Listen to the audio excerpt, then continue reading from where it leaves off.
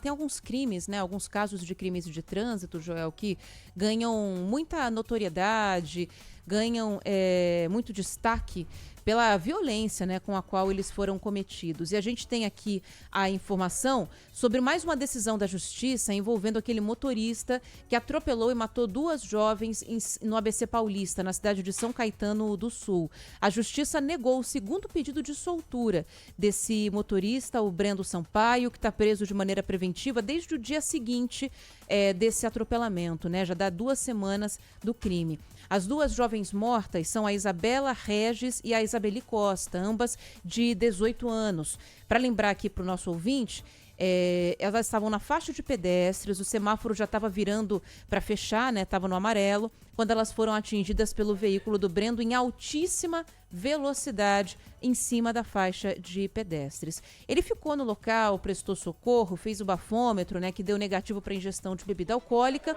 mas ainda assim acabou sendo detido. A polícia acredita que esse motorista estava dirigindo, Joel, a 120 km por hora, que é o dobro da velocidade permitida na Avenida Goiás, lá em São Caetano, onde aconteceu esse acidente. A máxima lá é 60 km por hora. E a gente não está falando de uma avenida qualquer, a gente está falando da principal avenida ali da cidade. Essa informação da questão da velocidade e tudo mais vai ser confirmada pelo laudo da perícia, que ainda não ficou pronto. Os advogados colocaram ali no pedido de soltura a alegação de que o Brendo estaria sofrendo constrangimento por parte da justiça.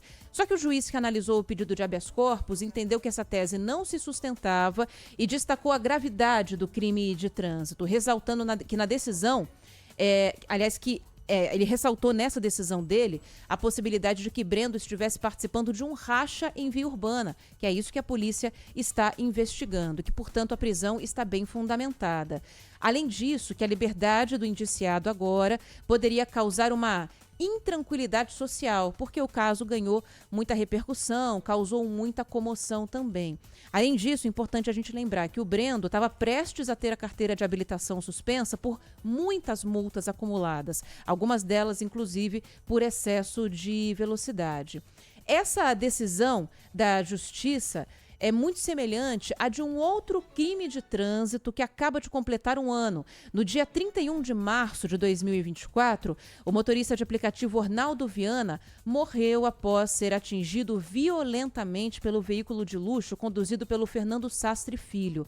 De acordo com o inquérito sobre a batida, Sastre estava sob efeito de álcool e atingiu o carro desse motorista de aplicativo, dessa vítima, a 136 km por hora, sendo que a Salim Faramaluf, na Zona Leste, tem um limite mais baixo ainda, de 50 por hora.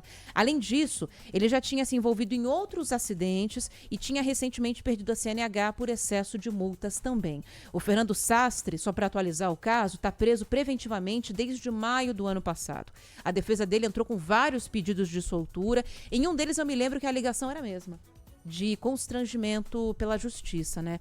Esses pedidos já foram parar até no Supremo Tribunal Federal e negados, todos. Portanto, Fernando Sastre Filho segue detido. E acho que são casos importantes da gente trazer aqui ao ar, Joel, para mostrar que o entendimento da justiça em manter esses motoristas presos, felizmente, finalmente, já era hora, está mudando, né? E esse caso de São Caetano do Sul, para mim é muito emblemático, porque a gente costuma dar muito espaço, a gente fala muito de casos de motoristas embriagados que vão para a rua e matam alguém. Mas o que mais mata no trânsito é velocidade, né? A velocidade excessiva é algo muito perigoso e que a gente precisa combater. O álcool também é uma imprudência gravíssima, mas a gente não pode colocar esses crimes de trânsito em patamares diferentes. Eles estão ali, ó, lado a lado. É bem diferente, foi exatamente o que me chamou a atenção, porque fala-se muito de bebida, e você acha que só vai pra cadeia se atropelar e matar alguém se você estiver bêbado. Não, veja aí esse caso da velocidade. E não é uma velocidade qualquer. Às vezes você pode até se confundir numa via que tem 60 ali, você tá a 70, alguma coisa assim. E a velocidade em si, nesse momento, fala muito alto para a decisão do juiz. Imagina, ele não estava ali dentro de uma margem de erro. Estava 120 km por hora, ao que tudo indica. O dobro da velocidade permitida para a via. Então é algo assim totalmente irresponsável, que chega a soar como se ele estivesse brincando com a vida das pessoas. E foi exatamente o que aconteceu. Imagine só, a Isabela e a Isabeli, né, de 18 anos de idade, uma delas estava comemorando o primeiro emprego. Né? São histórias, famílias que são destruídas, devastadas, por conta de um pé pesado. O cara acelera ali e acha que está dentro do direito dele, de mostrar que o carro dele corre mais do que o outro e tal, sem pensar nas pessoas, sem pensar na vida alheia. Se ele não pensa, tem quem pense. Exatamente é a decisão da justiça nesse sentido. Pensando nas vítimas. É o que a gente precisa ter cada vez mais nesse sentido para ver se intimida essas pessoas, né? Se coloca essa gente aí no seu devido lugar. Isso. E o lugar é o lugar da responsabilidade. É mostrar que esses crimes de trânsito são passíveis de punição. A impunidade, Joel, num país como o nosso, sempre vai existir quando a gente fala de pessoas que têm muito dinheiro. Isso a gente pode falar de homicídio, homicídio no trânsito, falcatruas, crime do colarinho branco, sempre vai existir. Quem tem bons advogados e dinheiro para manter esses bons advogados trabalhando, em algum momento vai conseguir algum benefício. Não tem muito jeito.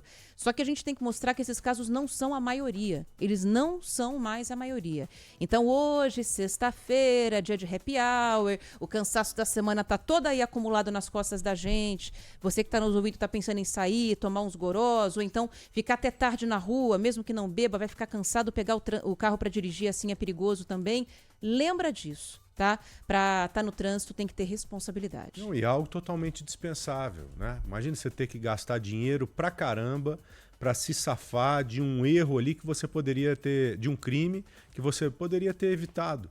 E o principal, mesmo tudo dando certo, você não indo preso, imagine só você carregar a culpa de ter matado alguém, gente. Deus me livre, nem fala. Imagina só. Quer dizer, para pessoas de caráter deve ser a pior possibilidade, né? Aninha, eu acho assim, cara, deve ser a pior coisa do mundo, cara.